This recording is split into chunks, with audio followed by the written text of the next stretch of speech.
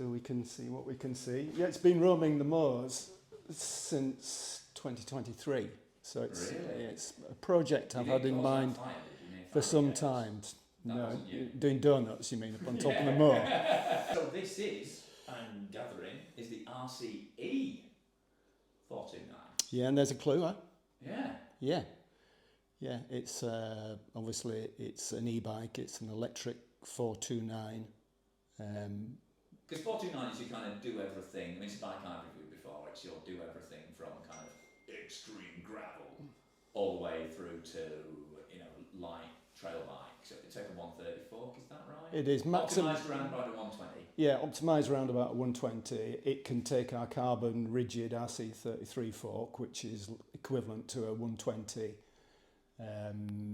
with sag, and that fork likewise would fit this bike, or up to 130mm travel. And we call it our unicorn. Yeah. Because we like to see it as a very versatile design that you can utilise in all sorts of different types of riding. And this bike is very much in that mould. Yeah, so it's that unicorn with a bit of extra spark? It is, yeah. Yeah, I think it's that versatility which is key to this particular bike's design. You've been working on an e-bike that most people, I think, will have seen if they're following Pace. Yeah.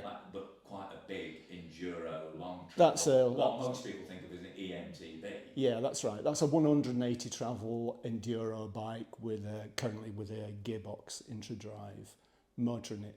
So diametrically opposite to what this bike is. So what's provoked this? I mean, has the 429 been a popular bike for you? Yeah, it has. Yeah, it's interesting with the 429. Well, actually, likewise with the 629 to a degree that most of our sales of hardtails are frames only, whereas with our carbon full suspension bike like the 295, that's primarily complete bikes that we sell. So when we sell a frame, we don't actually know how it's going to be built. Right. And that's the beauty of the 429, because we may well see on socials a version of it that's got drops. We see another version of it that's like a full-on hardcore short travel hardtail. Yeah. And we don't know how that bike's going to be built. So it's quite interesting. Really. It's entirely up to the the customer. I mean, you can build up bikes yourselves. Which we do. Over in Thorntonley Dale. Yeah, which we do. Yeah, we offer a number of standard builds. We offer a custom build. And then we offer everything from simply a frame that comes with a rear axle up to custom. Customers nearly always would specify a number of components with it. It would be rare we sell just a frame. So it might be frame, headset and fork, for example, or a pair of wheels that we always used to call a rolling chassis. Yeah. And there's some interesting bits on this, I can see already. But let's stick to the frame. Yeah, well, I think... Let's not get distracted. Let's stick to... So, 853. So this is 853, but it's a new little tube set that Reynolds I've worked with Reynolds, and they've developed certain tubes specifically for this system. They call it Ray Drive. You will see a little sticker on the seat tube that shows exactly that. But yeah, it's that. I think it's its versatility. It's like a key word for me. It was. Well, as ever with me, my ideas often come from a motorcycle background. Yeah.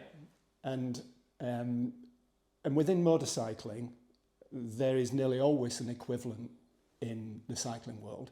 So whether it's a time trial bike, a BMX, a road bike, an enduro bike, there are motorcycle and bicycle variations. But what struck me as just slightly odd was that in the motorcycle market, the most successful sector is what's called the adventure bike. Yeah. And it's a machine that's like a 50-50 on-road, off-road bike. Twin, I guess, as was. And it's the most successful worldwide as a market. But in actual fact, there is no equivalent within the cycle industry of that highly successful segment. And I started to think, that's a little bit strange, really. Why isn't there such a thing? There must be a lot of overlap of demographic. Absolutely there is. Yeah, there is. And you can see where wanting a machine that's very capable off-road, but actually is very comfortable and capable on the road, doing distance and gravel and those other things in between. An adventure bike covers those sorts of things. I mean, in truth, in the cycling sector, there are such things as adventure bikes, but that actually is not what I'm talking about. Yeah. It's not that equivalent at all. it's that Swiss Army knife of a machine that can do. It's very capable of doing all sorts of different things. It's the original mountain bike, isn't it? It's from... Well, that's exactly what I started to think. I mean, what I started to think was, well, why is that? And I started to realise, well, two things really. I suppose, as you know, when I'm designing a bike, I like to think as a horizontal sliding scale of design, from 0, let's say that's a time trial bike, to 100%, which is a World Cup downhill bike. Yeah. And where within that sliding scale you actually pitch your off-road bike. And I guess if you reverse engineer something like a gravel bike, you very quickly, within a couple of steps, come to a road bike. Yeah. Because really a gravel bike, that's what a gravel bike is, it's a road bike. Yeah. And whether it actually seems to be almost turning more back towards that. You know, we're getting gravel bike reviews very, start with wind tunnel data. Very much so, Narrow, which is fine. Yeah, I mean the national championships of gravel was held in Dolby Forest, very close to us, and there wasn't literally an inch of single track anywhere near it. It was all forest roads. Yeah, it's all pelotons. And, exactly, road racing techniques were all used in that. So yeah, I mean, I'm not belittling gravel bikes at all, because you know it's still a road bike, and as much as it's very capable on a forest road, on an unclassified road, on an unmade road, but that doesn't make it an off-road bike. Yeah. And I think going into that void, there are a number of people who, and actually a number of brands who try to market the versatility of a gravel bike as if it's actually more capable of doing things than really it was intended there's to. definitely some mission creep. Yeah, there is definitely. There's doing cross-ups on doubles, and I mean you can do it, but you can. It's definitely not the most suitable bike for that. No, and I think you're right. You can do it, but only certain people can do it, and that's where it can be misleading. Because I think when you're designing a bike, you should not take skill into consideration, because you know a skilled rider can actually cover the shortfalls of a bike design very rapidly. Yeah. You know, I'm sure that Jackson Goldstone could ride a gravel bike down a World Cup course faster than I could on an enduro bike. Age 3, he was riding a balance bike better than I was. He was going off bigger drops. Exactly sure. so. Yeah. But that doesn't mean to say that a balance bike is the right bike for riding off road, because it very obviously isn't. Yeah. So I thought, well, we have this void with gravel bikes and then mountain bikes, but I also thought, and again, I'm not belittling enduro bikes for a moment, because I come from an enduro background, and we also design enduro bikes, but mountain bikes now seem to have become enduro bikes mostly. Yeah. In so many respects. Ironically, everyone's saying enduro's dead. It's like, yeah, but we're all kind of riding. We're all riding an enduro Maybe that's bike. almost what's killed it. Absolutely. Yeah. They're a very, very focused off-road bike, to the point where they're not really appropriate for riding anything else but technical, challenging off-road riding. And then kind of lumbering up the hills in between. Yeah, and that's why I think most riders actually then put them in their transporter van and take them to the trailhead. They don't ride them to the trail, because actually it's not a great bike to ride to the trailhead. So I thought, within this vacuum, this chasm that's in between these two, what is an appropriate bike? So I thought, well, if you reverse engineer a gravel bike, if you reverse engineer a mountain bike, it actually takes you to an all-terrain bike, an ATB rather than MTB. Yeah. So in my mind, I thought, well, let's actually design something. The pencil in the cassette and spinning it back to the edges there, aren't you? Well, you are, but there again, I'm not saying that we're designing a retro bike. What we're really doing is taking that fantastic DNA and heritage that mountain bikes have in an ATB, and actually bringing that bang up to date and trying to fill that void, that vacuum between a gravel bike on one hand and a purebred mountain bike on the other. Yeah. So what I was wanting to do is to have a design where it's far better at riding a mountain bike trail than a gravel bike is, but it's actually far better at riding a gravel trail than a mountain bike is. Yeah. If you see what I mean. But I think being able to do both. Also, we were going to talk, it's mostly about the bike here, but the fact that the technology's involved to that point where a 100mm cross-country fork is now only less than 100 grams heavier than a 40mm gravel fork. Yeah. And some 2.35-inch tyres are actually lighter than some 45mm tyres. Yeah. You look at, and they roll faster. It's kind of, I'm in a similar position where I keep seeing people going, these gravel tyres are actually faster. Sorry, these mountain bike tyres are actually faster than these gravel bike tyres. I'm like, when is somebody, I mean, I should probably do it, just do the test where they go, these mountain bikes are faster than these gravel bikes on the terrain that most people are using. Exactly. And, you know, so. we've both done videos sort of moving towards that territory, certainly, Yeah. because it's to people who kind of served their time in mountain biking, it's a bit bloody obvious. Yeah, it is. But if you haven't ever moved out, if you've not moved out the drop bar space, 40 mil seems quite a shock. Yeah. Uh, Yeah. So Yeah. anyway, So that's the premise. That's where it's coming from. That's the premise. That's where it's coming That's the from. job. What's Yeah. the tool? Well, again, obviously, the tool is electric in this instance. We already have a 429 Yeah. a mechanical bike within our range, fulfilling that area. But I mean, this may sound a bit controversial, but what I started to think was that, well, with an adventure bike, perhaps an e-bike solution is more appropriate for adventurising. And by an adventure ride, I don't mean actually riding the Silk Road. What I really mean is riding what I think originally a mountain bike was designed for, where you could go adventuring from home on any trail, maybe having to ride 10 miles of tarmac to get you there, and bits of forest road before you got into bits of single track. Ride from where you are in Thorntonydale out to Robin's Bay for fish and chips. Exactly. Yeah, exactly so. Yeah. Riding a multitude of terrain that's not necessarily all technical mountain bike riding, and it might be primarily quite fast. Yeah. Because you're on road, gravel and moorland, single track and field edges and so on and so forth.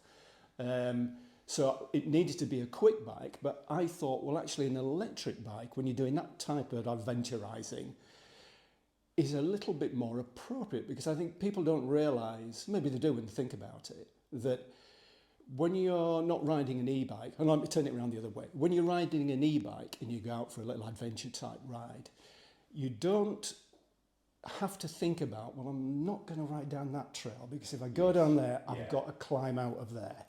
And if I climb out of there, that means I've got to ride right round there and drop into that and do that.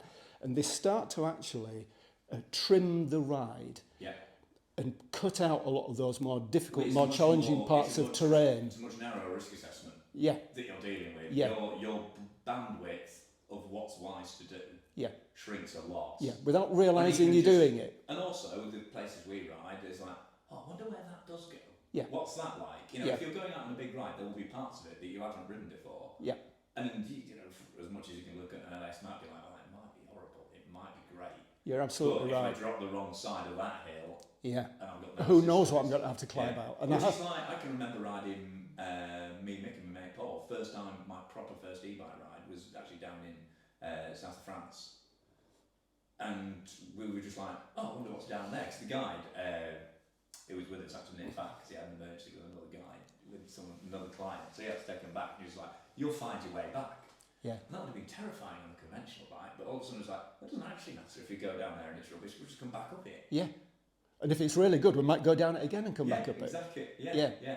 So I think actually an electric adventure bike, ATB, whatever you want to class this bike as, being an e-bike actually does open up that adventure a little bit. So it gives you even more versatility beyond what that design as a mechanical 429 does. Yeah. That's why it's an electric bike, and that's the roots of its design and its DNA to come up with this type of design. Having said that, I mean, you can look at this bike, and when you start to look at the components and certainly the drive system, you think, well, why is it dressed this way? Why is it using that technology in the way that it is? And I would say, because you've gone for a hub mounter, haven't you? I mean, we've gone for a hub mounter. Thing. Something different, and that something different requires that it doesn't have a mid motor, that it does have a hub motor.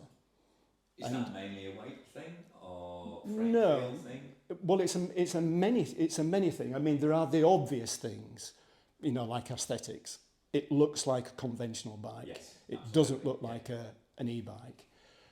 It's light, for example. It's extremely silent, which a lot of people come into e-bikes, of course, say, well, you know, they're such noisy things. Well, I think this system is rated at something like 39 decibels. It is almost whisper quiet. Yeah. So it's not intrusive at all. Yeah. And so I was thinking... Which again, I think really appeals to people who are going out there. I would say, exactly so. I was thinking, you know, if I'm going on, when you're adventurising, when you're going out riding, for that type of riding, I personally think that a more natural feel to the bike that you ride and the system that's supporting you helps to complement that type of ride. So in other words, in this design, it's rider dominant. You're the dominant drive on this bike, as opposed to a mid-drive motor, which is at 1,000 watts or whatever, is far more dominant. A very fit cyclist can produce between 200 and 300 watts. A Tour de France rider maybe can maintain 400 for an hour or whatever. So somewhere between 200 and 300 watts of support is more in tune with what a reasonably fit rider themselves can contribute. So when you combine those two together, and because of the sophistication of this system, it feels far more natural, far less intrusive to your ride, and it feels like you're going on a ride that you're on a little bit more control on. You're not actually going out for a motorcycle ride. And again, you're not feeling like the horse is bolted and you're just hanging on. Indeed, you know, and I'm not knocking mid-drive motors at all, because like you were saying earlier, our Enduro bike has exactly that. And it's highly appropriate for that design, whereas it's not appropriate for this design. For those, some people might see it as superficial, those things I've pointed out. What a lot of people don't realise is that if you're using a mid-motor design in an e-bike, the power delivery is completely dependent upon cadence, purely on cadence. And it depends on the design of that motor where that peak power is produced in terms of cadence. Let's say it's 65 RPM. That being the case, it means straight away, and I think that's why you see when you're watching a lot of e-bike riders, actually it's like they're pedalling an old policeman's bike or a Dutch bike. They seem to be turning a really slow cadence, and that's because that's where they're... Well, yes and no. That's where the bulk of the torque is produced at that cadence, but it's a very unnatural cadence. It just happens to be the cadence that our motor is designed to produce. Or ironically, you've then got other ones where you've got to spin at 120 RPM, like a Bosch SX or something like that. That's spin like a track. That's very true. The power in. output is directly related to the cadence that you're pedaling. A rear hub motor is totally independent of cadence, so you can pedal it like you would a conventional bike. So that also fits into the sort of ethos of the bike. You're not riding motor. Exactly so. And you pedal along, you spin along at your usual. Slide it forward. Sure. So a hub motor, which in many ways has got a bit of a bad rap. You know, a lot of early e-bikes all have hub motors in them. It's what your mum has. On your hybrid. Indeed. The delivery. Indeed. But kind of don't knock it in many ways. It's like the equivalent would be knocking a car because it has the engine in the back or in the middle rather than at the front like most have. Well, most cars have it in the front for reasons a lot to do with simplicity of manufacturing, not necessarily because it's appropriate to the design of the car. And it's the same here, really. A hub motor is definitely beneficial in many ways over a mid-motor for certain applications. And I would say that for a pure mountain bike, a mid-motor is definitely the way to go. But having said that, for a pure mountain bike with a mid-motor, it probably should be full suspension as well. So it's already taking a mountain e-bike completely away from where I wanted to position this bike, which is for more natural riding in a variety of terrain, like I say, very versatile design. But you just like being able to pop the bike up and things like that. It makes it a more agile, manoeuvrable bike, both when you're on the Most bike definitely, and off the bike. With this MAHLE X20 rear hub motor, if you deduct the weight of a mountain bike hub, for example, you're only really adding 900 odd grams to the rear of the bike, which is not a lot. So when you're riding this bike off-road, unlike the old rear hub motor bikes that you used to ride that actually used to beat you to death, this most definitely doesn't. So that's good and is definitely a benefit. But of course, because you're trying to do a range of things, then you won't be riding as gnarly terrain. And the other drawback, I would say, of the mid-motor design, weight, of course, is another one we've also covered. Cadence is the primary one. But the other is, again, which a lot of people don't realise, you look at the power output of the motor, but the power output you're actually creating when you're in low gears, it's actually reducing the power of the motor in lower gears. That's why you have to tend to go into higher gears, and you see riders pushing higher gears, because that's where the power and the torque is. In fact, in higher gears, it multiplies the power. Yeah. So that's why you tend to push higher cadence, which is quite an unnatural cadence that you ride at. Yeah. With a hub motor, you don't. You ride at your normal cadence. And also, I mean, presumably not having a massive battery and a massive block of motor. Yeah, that does help as well. As Yeah, that's right. Especially if you're working in steel. If you put a massive cast iron drain pipe because you've got a big powerful motor and you need a big battery, then well, you'd have to add so much stiffness as well. Yeah, you work very, very hard to make the 429 a very smooth and ductile ride that's enjoyable all day. Exactly so. No point having the capacity to ride all day if it's not a comfortable And thing this to do. diameter of down tube, actually, I've found is not much different to riding the conventional down tube.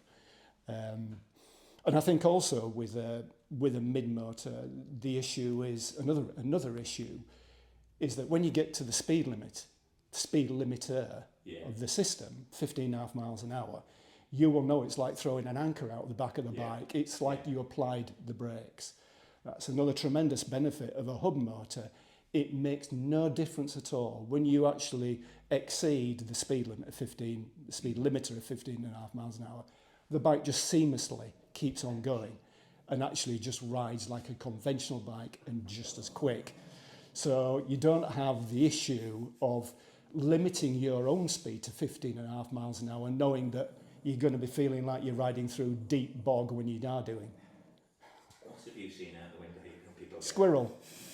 So, in my mind, there are lots of drawbacks to the mid-motor in terms of this design. And also, you are in the, well, it's lucky in some ways, but you're in a position where you're communicating that to a relatively small audience. Yeah. I think it'd be very different for a mass market manufacturer to go towards this. But you see, I mean, there are bikes in this space already, things there like are. Grand Canyon On and things like that from Canyon.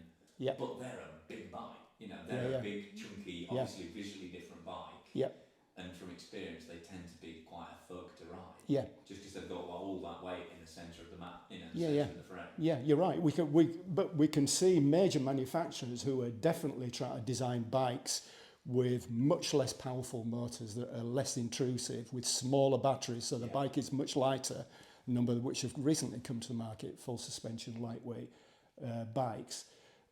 But because it's a mid-motor design, I don't think it's necessarily appropriate for where this bike is headed.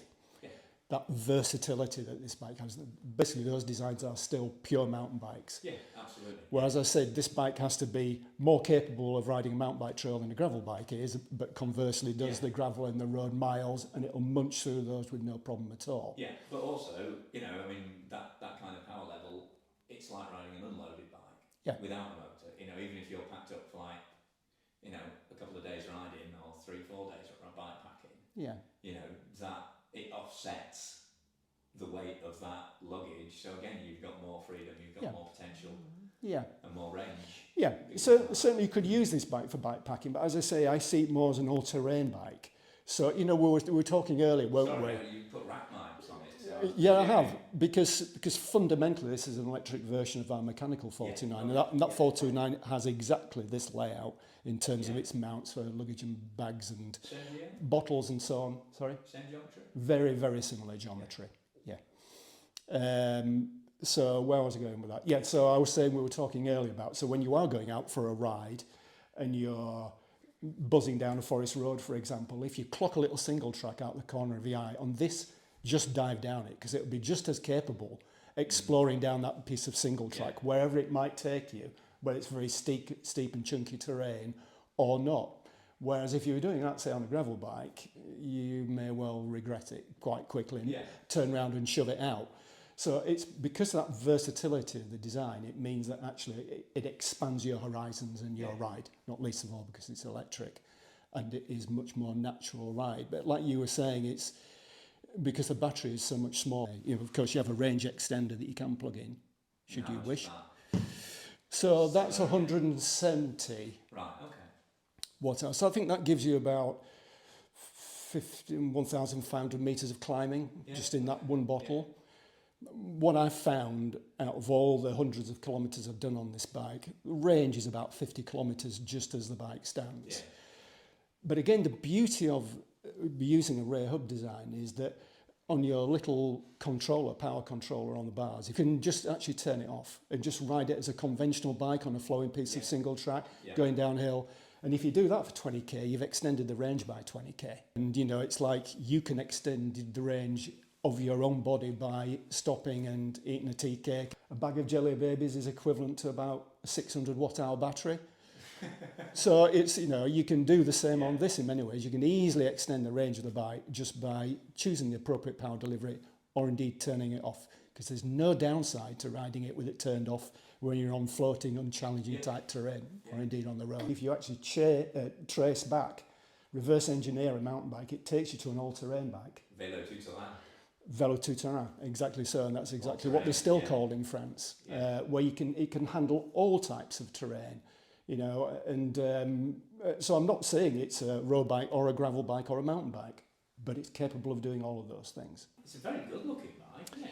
I think it's a nice looking bike. You can see that every component, pretty much without exception, I've chosen, because it's not really a mountain bike component, but exactly what is it then? It helps to target it exactly where I want it to be. So that's my slightly incredulous face, because it's got XT on it. Got XT on it, but it has an XTR 38 tooth drive sprocket on the front.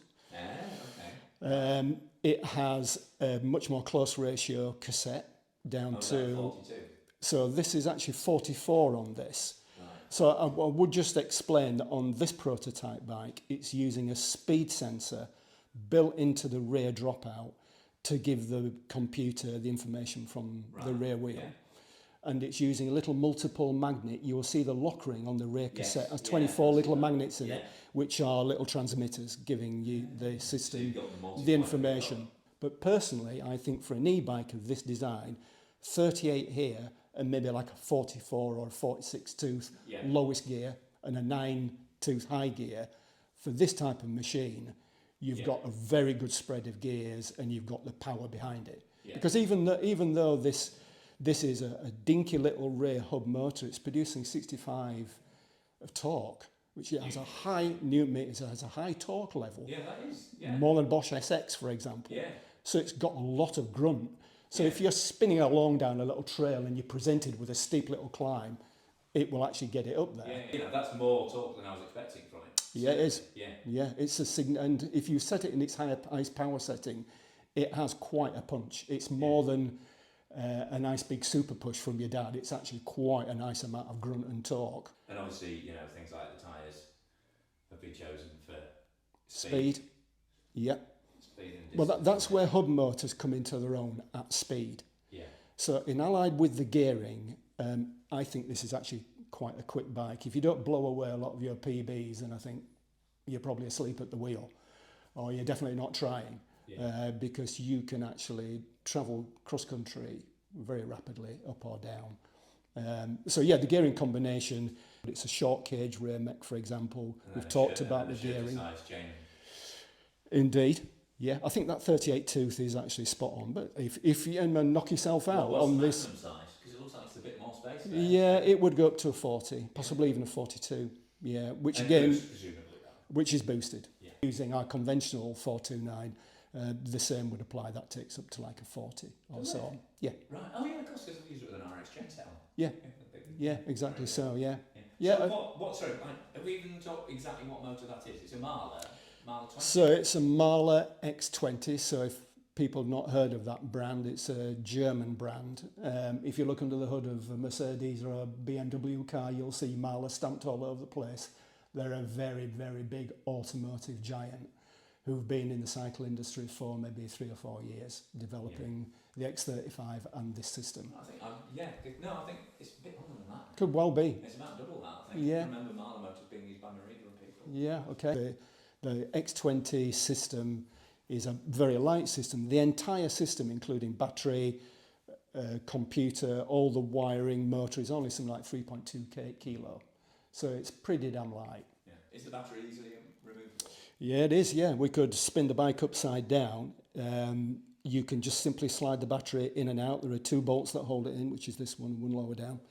3 bolts on it. We have an aluminium sump guard underneath the bike.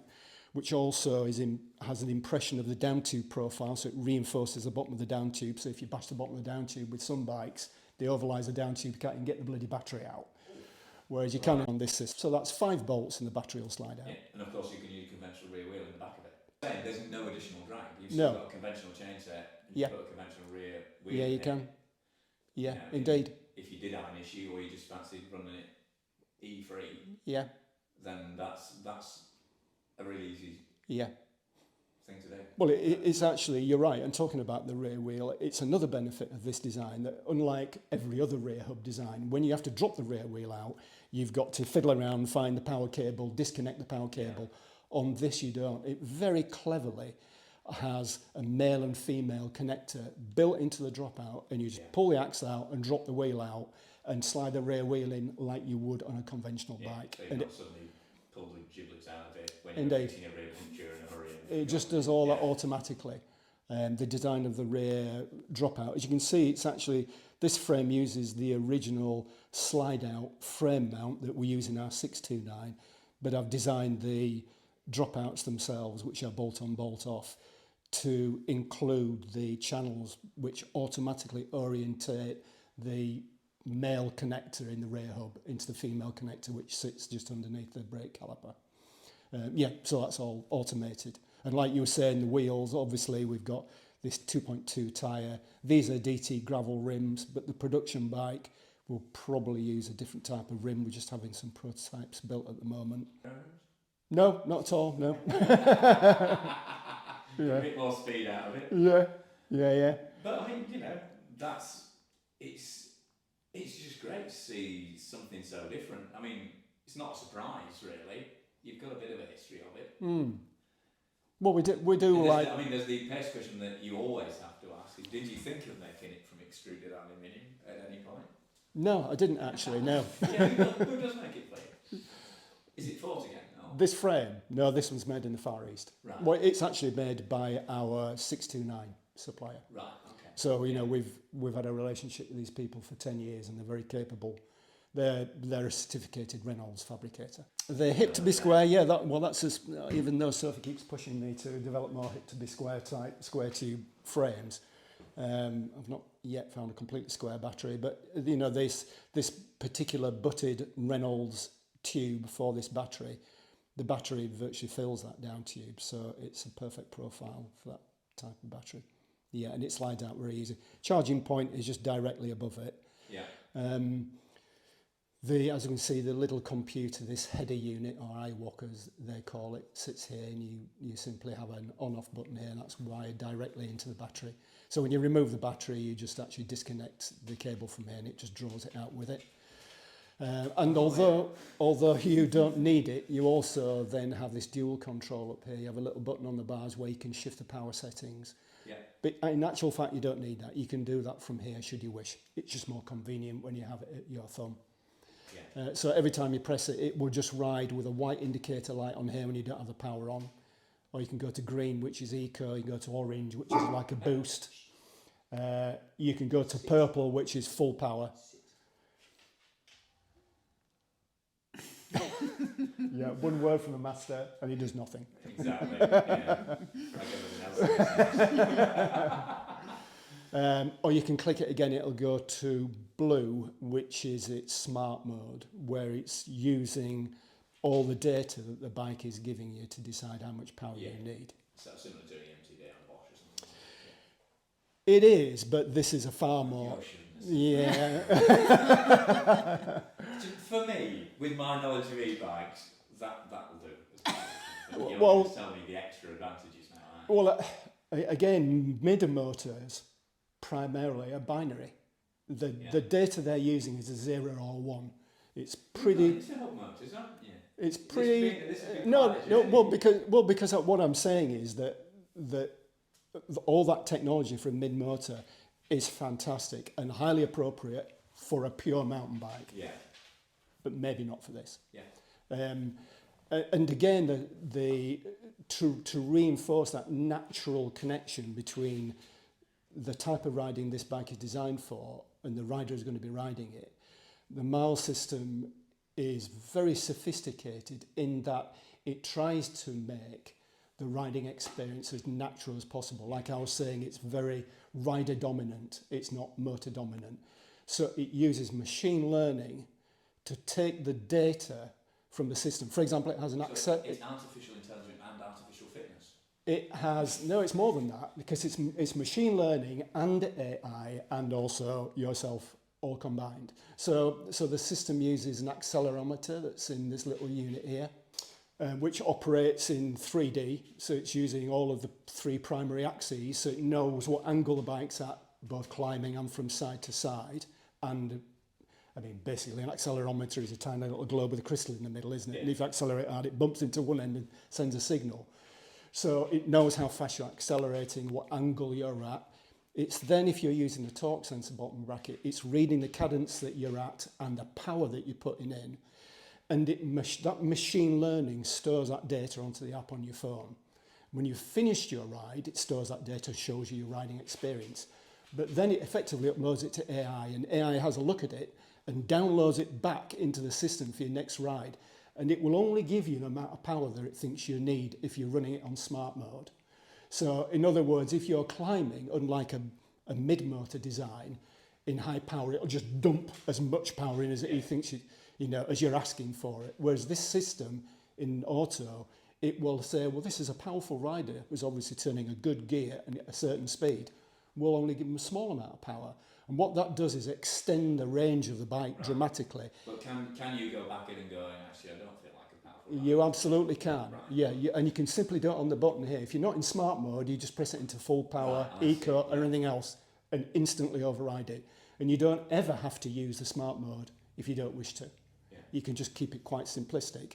And in fact, it's a little bit more simplistic in the configuration we see here, where we're only using a speed sensor in the dropout, as I was saying earlier. This prototype doesn't have the torque sensor BB in it, it's just using data from the speed sensor in the rear. I mean, still, as you'll see if you download the app, which that's what you'll need to do to ride the bike really, you can put your weight into smart mode, details about yourself, and it helps for the machine to learn, but not too much when it's not using torque sensor bottom bracket. Right. There's some learning to be done, isn't it? And anything else I should be aware of? I mean, DT Swiss 4 as well. Well, what we're thinking is for the production, when we're using a Fox dropper, we probably will use a short travel 34 Fox fork on the front, although I do quite like this lightweight. Yeah, exactly, yeah. It's designed to take a 120 fork, or it'll take our rigid carbon RC33 fork on the front. So it's 66. Seat angle is 75. Chainstay length is certainly longer than the 629. On the 629 we've got a really short back end because it's meant for more dynamic riding where you need to pop and lift the front wheel. Here we've got a slightly longer stay, so it sits you more in the centre and the bike is a little bit more planted. Yeah.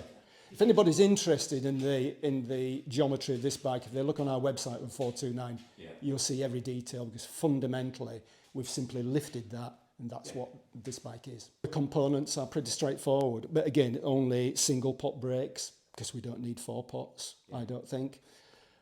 These are the slightly older Model XTs. The production bike will have the standard XT. It's got this lovely Di2, because we're on Di2 shifting, which I think this XT Di2 shifter is lovely.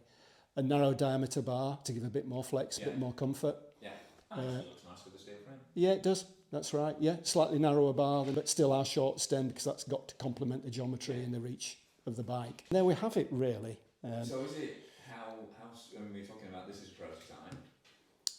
Yeah, I mean, really, you're looking at pre-production here. Yeah. We're going to be ready, do you think? probably about 4 months away, we're hoping. Right. Yeah, have it available. It's not exactly unique, but you will be able to buy it as a frame only.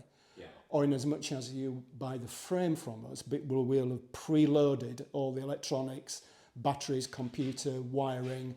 We'll probably supply already with the internal routed cables and hoses for your brakes and so on. And it will come with a pair of wheels. Obviously, you need the wheels because it's got the drive unit. Yeah, rolling chassis.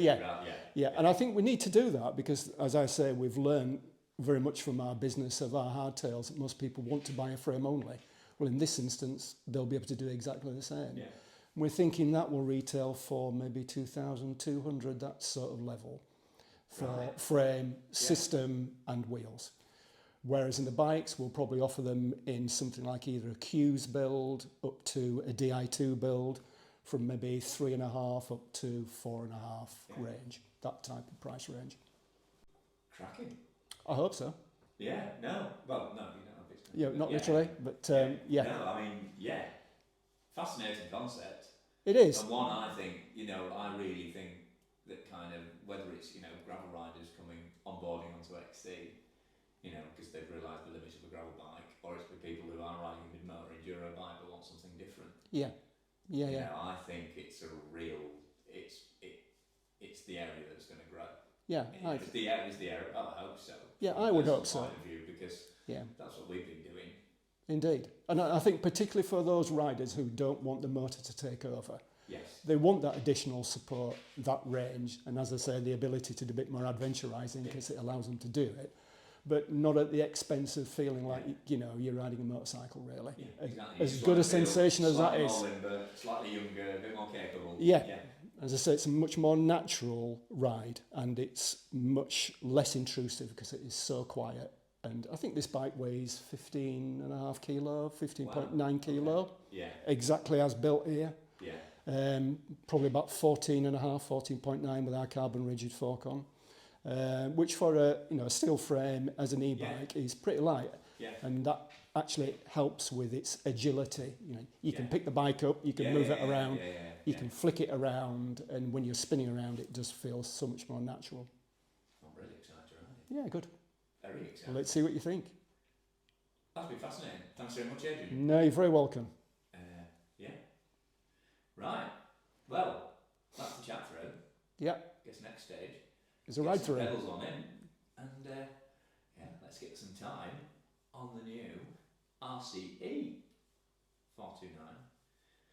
and see what an electrified steel Pace feels like. Yeah. Charging me Pace and tell me that you love me. Yeah, I well, still think it should have been RC429E. give up. This is it, You've been arsey about it. yeah. Hey. Well, it's an RC bike, so. Yeah. I was going to say the motor's in the arse. Yeah, exactly. That's what I mean.